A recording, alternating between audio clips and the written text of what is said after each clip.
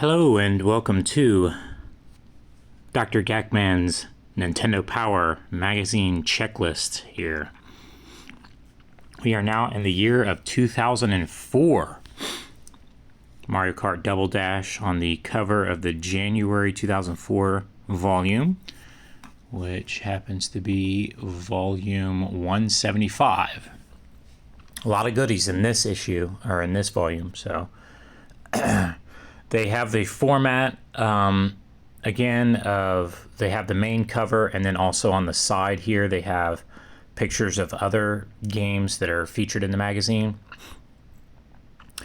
Soon after you open the magazine, there's a bunch of stickers throughout this magazine. This volume, this is Fire Emblem on Game Boy Advance. Man, Fire Emblem was such a, oh gosh, so glad that it came over to America.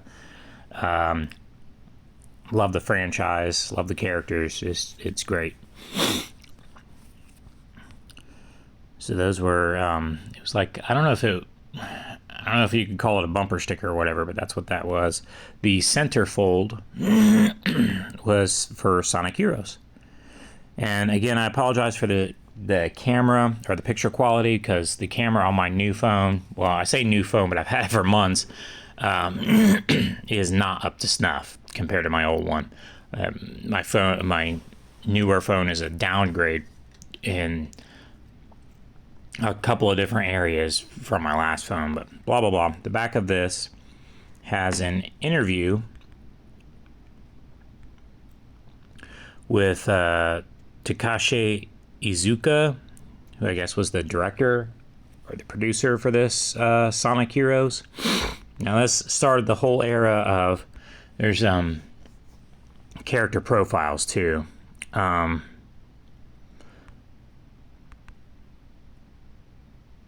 I should say team profiles, I guess. Yeah, this started the whole era of bad Sonic games.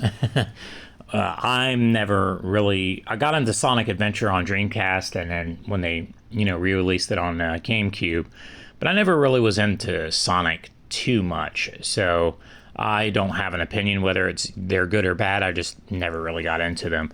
But I know that a lot of Sonic fans, they hated a lot of this era, and going into the Wii era, they hated a lot of those games, but whatever. Now, this was an election year, 2004, so they have Mario for President stickers for Mario Party 5. A vote for Mario is a vote for fun. That was just kind of stuffed in there. And then to continue with the Who Are You advertising that was really big in Japan, then they brought over to America the commercials, and they had print ads, and then of course Nintendo Power Magazine was going to take part. You've got a Mario mustache and a Luigi mustache stickers, decals or whatever. And then also continuing with e-cards from the previous year, you have Foxbox, which had Kirby, Sonic, and other, video game or anime-related type shows around this time that seemed to fit the audience of either Nintendo fans or Nintendo Power Magazine. So there's that. It came with an e-card, and what it is a slide puzzle of Kirby up here that you could play on Game Boy Advance. When you had the e-card reader, you slid this card through, and then it gave you that mini game. So there's that. I had to tear these out because they were folded and closed into the magazine with perforation to tear out. But this is Sword of Mana. I was so happy that the Mana franchise was coming back, but still, though, like, none of them hold a candle to Secret of Mana. Such a great game. But they really tried to redo, or not necessarily redo, but they really tried to recapture that audience. Of course, things change. And then at the end of the magazine, there was also another perforated item, the Nintendo Power 2003 Buyer's Guide. So it's odd that it says 2003, even though this is January 2004. But that's the way they did it. I guess it was from the previous year's games. And then when you unfold it, you tear it out and you unfold it, there's tons and tons of games that it goes through. And then on the back it has Game Boy Advance games on the side there. Now we're on to the next volume, which is volume 176 in February 2004. Sims busting out. A lot of Sims games were there was like Sims 2, Sims Party. They started doing crazy stuff with the whole My Sims thing with the Wii era or whatever. But this era, I think a lot of people enjoyed the Sims games. I really didn't get into it. But there you go. And then the centerfold was Final Fantasy Crystal Chronicles, a game that was marking a return for Final Fantasy to come back to Nintendo consoles, although it really wasn't what a lot of people wanted. I'm not a Final Fantasy fan, but I know that Crystal Chronicles, a cool element of it, which they show on the back of this centerfold here, is the 4-player aspect, where each player could have a Game Boy Advance screen, so that they could have their own private screens to do certain things and blah blah blah. They remade this game again on Switch recently, I believe. I think they've had pseudo sequels and stuff like that too, but it's not a mainline Final Fantasy franchise, which is what a lot of people wanted.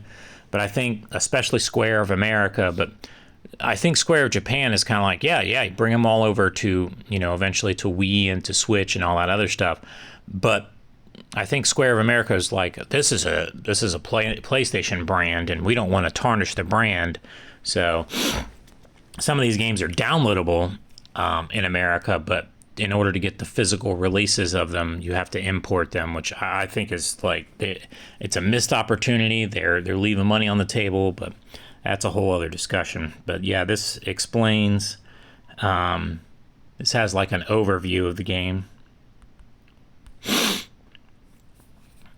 And then that ends up being the cover for March, which is March of 2004, which is the volume 177.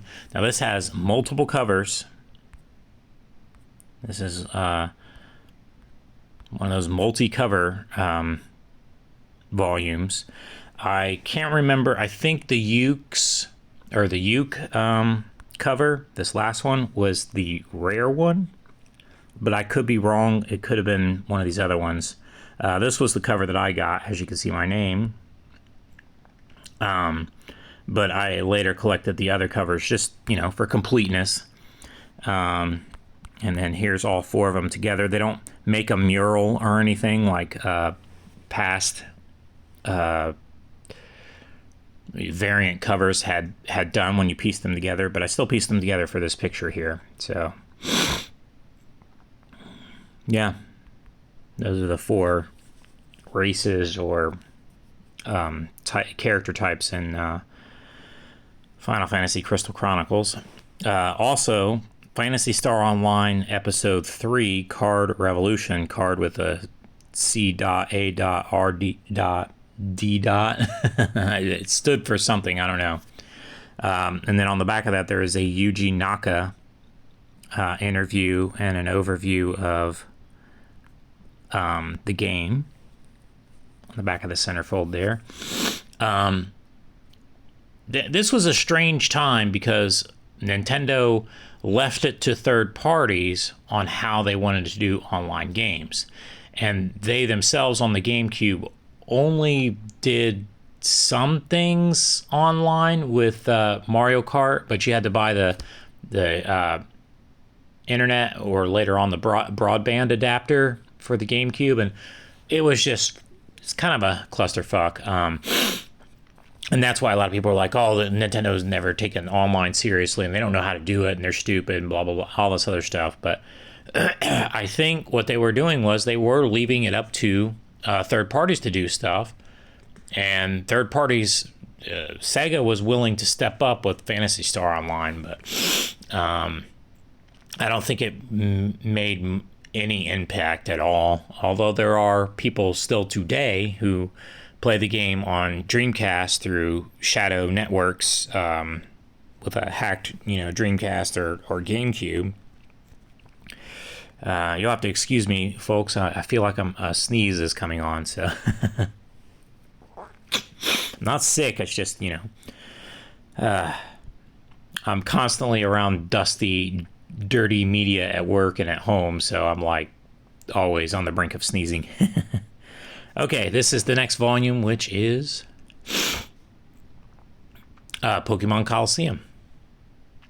April 2004, volume 178. The centerfold here is 007 Everything or Nothing. EA still trying to capture that Bond magic from Nintendo 64, not working. Here's an overview of it. I really do think that I like the John Cleese cue there, but I really do think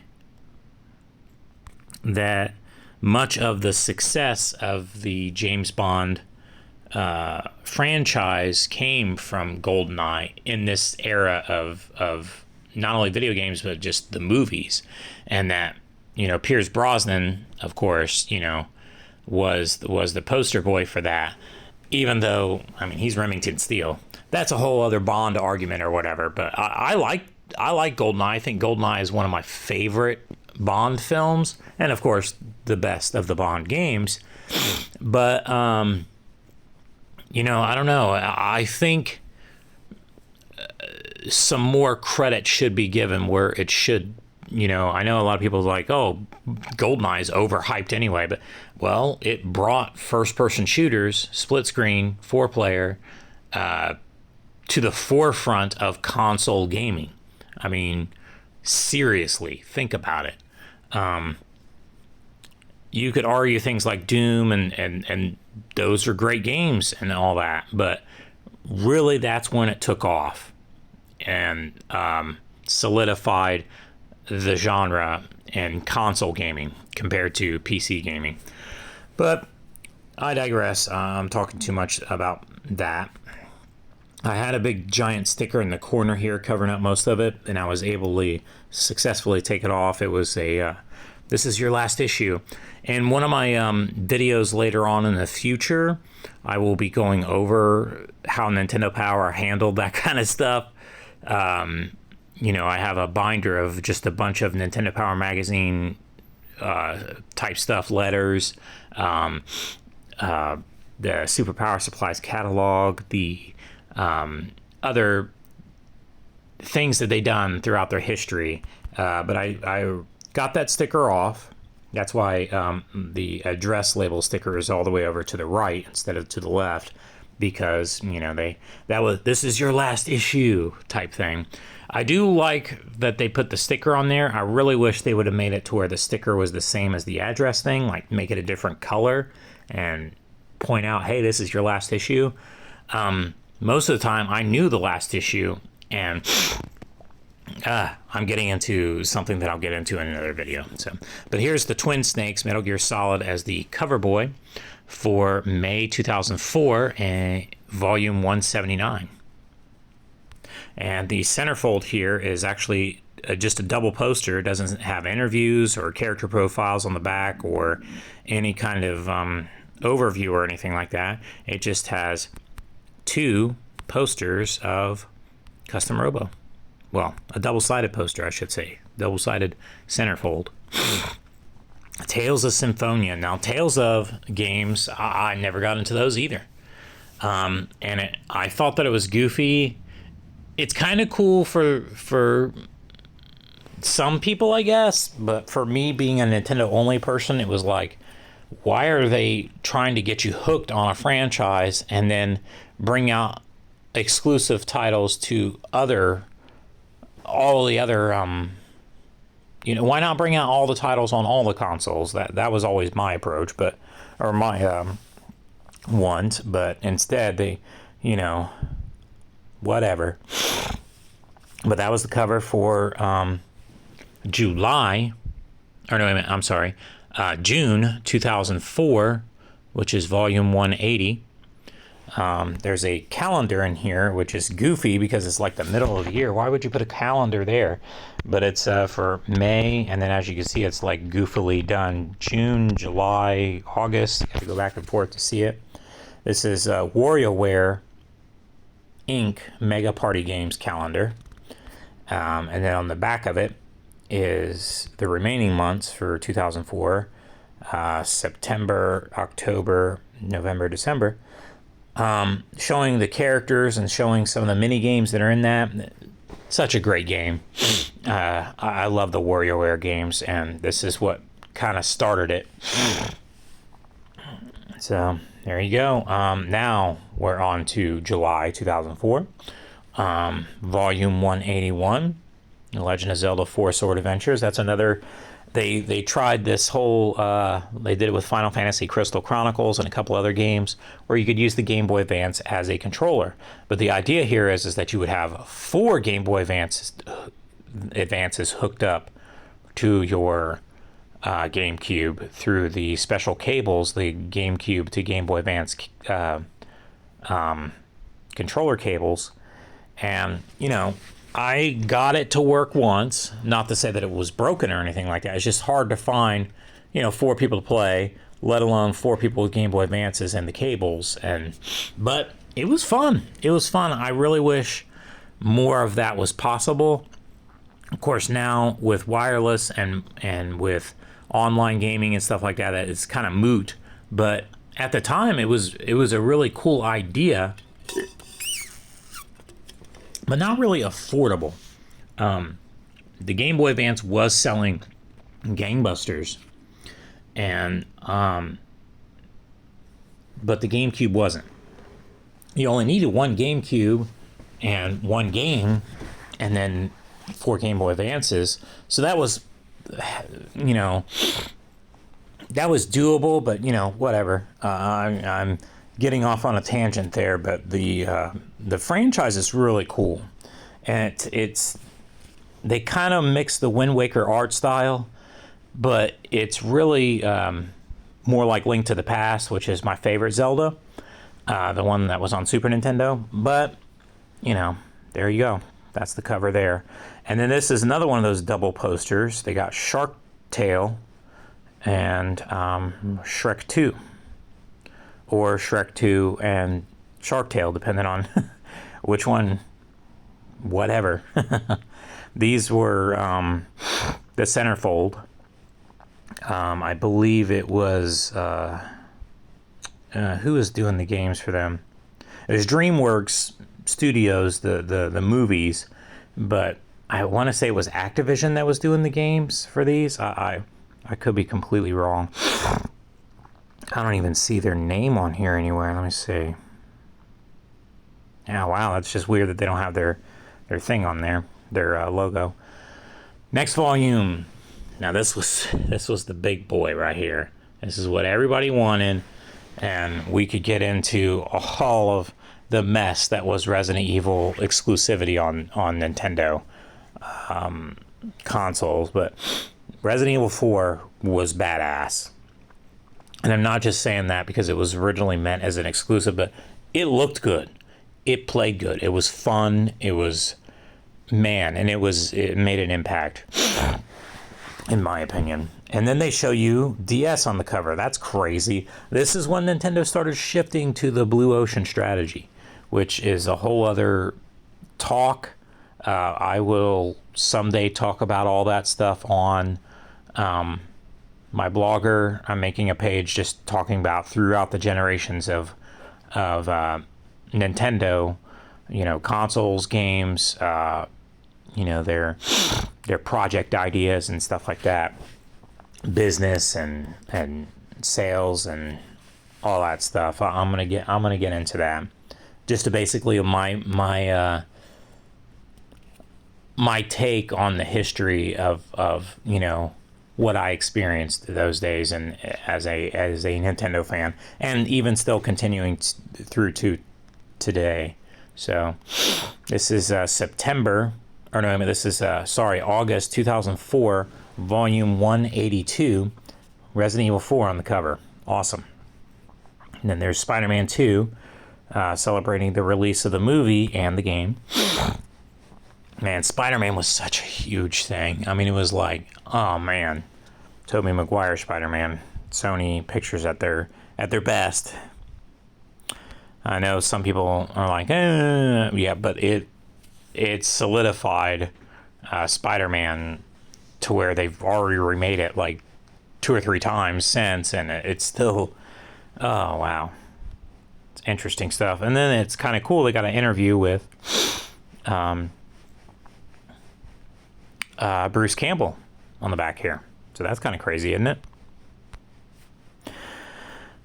There is some stickers.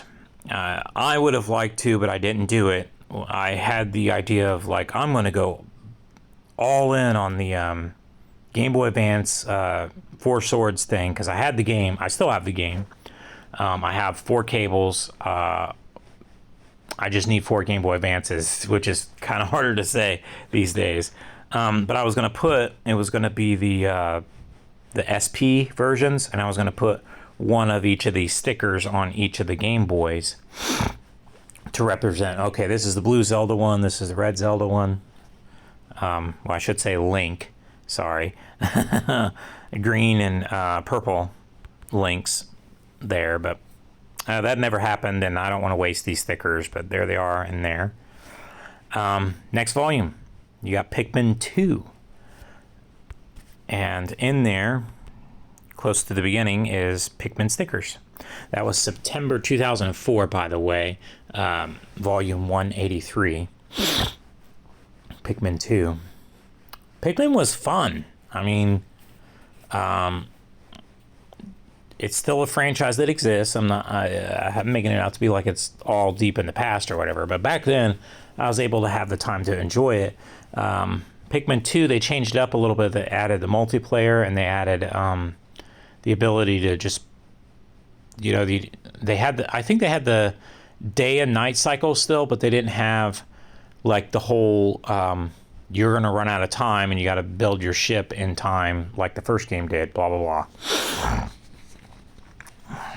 Sorry for my horking again, but these are little stickers. I think that they're like transparent stickers. I never peeled one off, but I think I've seen them before. Other people have used them to stick on to stuff, and they're like, so it's not like white backgrounds with the stickers. I think they're transparent. But here's the centerfold for this volume, which is Catwoman, the Halabura Catwoman. Man, that movie was not that great. And then there's an overview of the game based on the movie. And then there was a I'm only showing the first page of this because that's all, or that's how they presented it. And plus, it kind of looked like a comic in the way that they, you know, they had the maker up here, and then they had the title across the top. You know, almost like as if it was in there, but it's a part of the pages of the magazine, like a lot of the comics that were with Nintendo Power. And it wasn't separate. It wasn't perforated. It wasn't like a separate thing that you could tear out or whatever. So now we're on to the next volume, which is October. Pokemon Leaf Green and Fire Red. This is when they introduced the idea of wireless, which you can't see because it's covered up on my label there. But wireless for Game Boy Advance. And also it introduced remakes. So they remade, in America it would have been blue and red, but they remade them because in Japan there was green and red. They remade them as Leaf Green and Fire Red. So there you go.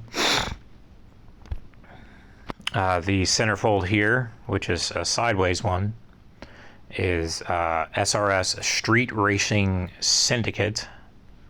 So it was weird. I remember online when there was Need for Speed and a bunch of other these type street racing games, and I guess it was because at the time you had movies like Fast and Furious, and so people, wanted, and they wanted to go away from arcade type racers and kart racers and that kind of silly stuff. They wanted to go more towards, oh, you got Gran Turismo, and that's like a racing simulation. And okay, cool, wonderful, awesome. I'm not against that, but I think a lot of these franchises were not that great. And then you got some of them that would come exclusively to some consoles. It made sense with Gran Turismo because that was exclusive to Sony. Sony makes it themselves, but Need for Speed and EA would play that silly game that they play where, oh, the GameCube just isn't powerful enough, or it's not selling well enough, or that kind of goofiness. I remember that was a big argument back on the forums back then, and I was pretty deep in the forums at this point in history. Probably spending more time on there than I was playing games, but here's an overview for SRS. I was more of a cruising fan than I was the simulations fan, but whatever. Now we're on to another comic series that they put into Nintendo Power Magazine. This is for Custom Robo. And it kind of has a pseudo anime manga style to it, but I never really got into it enough to know whether it had any ties to any of that kind of stuff. But it's cool. I like the black borders. I like the artwork, and the game is fun too. Paper Mario, the 1,000-Year Door was the cover for volume 185 of November 2004. And then you got like a mini, it's not even a centerfold, it's perforated. It's almost like it's a card because it's like closed here and then you open it up. But whatever. And then there was a real centerfold closer later in the back of the magazine, or later after the Paper Mario one. And this one is for Metroid. So Metroid Prime 2 Echoes was about to come out, so they decided to do like a little, because they have this disc, and I have that there, and it has a preview for Metroid Prime. It comes with the Metroid Prime game, but then it has a preview for Metroid Prime 2 and yada yada yada. But yeah, these are maps to the different areas in the first Metroid Prime game. And then this is to try to get you to play the first one before the second one is about to come out. So, and then at the end of this is the second comic for Custom Robo. So again, the artwork's pretty cool. And then speaking of, there's Metroid Prime 2. And then here is the DS in the corner there again. This is around the time when Reggie came into the Nintendo fold. This was after that E3, and I don't think Nintendo Power Magazine had really fully caught on to the fact that Reggie was becoming an online phenomenon. They later did, but Metroid Prime 2 Echoes added multiplayer too, but it was goofy. Not to say that it was bad, it was just like, I think it was one of those things that was tacked on, and they certainly didn't want to take away from the main game to do more for the multiplayer or whatever, but it was fun. It's great. I think they got rid of the multiplayer in 3, actually, come to think of it, because the multiplayer in 2 really wasn't a selling point for the game. Metroid Prime 2 is one of the hardest games. It's pretty difficult. And then here is some overview stuff for Metroid Prime 2 on the back of the centerfold there. And then there is the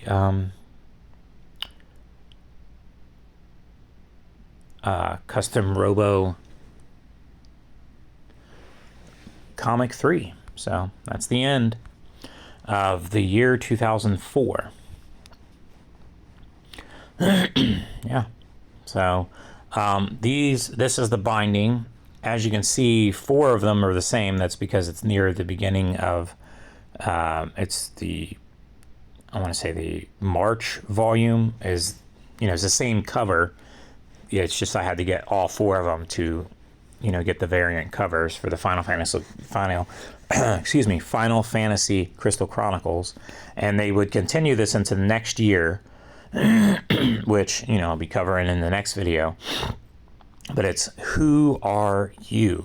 That was the advertising campaign. So that's the binding for 2004, and then going into 2005 for Nintendo Power Magazine. Thanks for watching, everybody. Hope you learned some stuff. This was definitely a sticker-heavy year in Nintendo Power Magazine, but there was it was kind of light when it came to anything else. They had the centerfolds, and then a couple of volumes had stickers, a couple of volumes had comics, but for the most part, there wasn't a lot of extras. Even this holiday volume, they didn't have a lot. January issue volume had a lot of stuff in it, of course, but there you go. This is Nintendo Power Magazine, year 2004. Thanks for watching.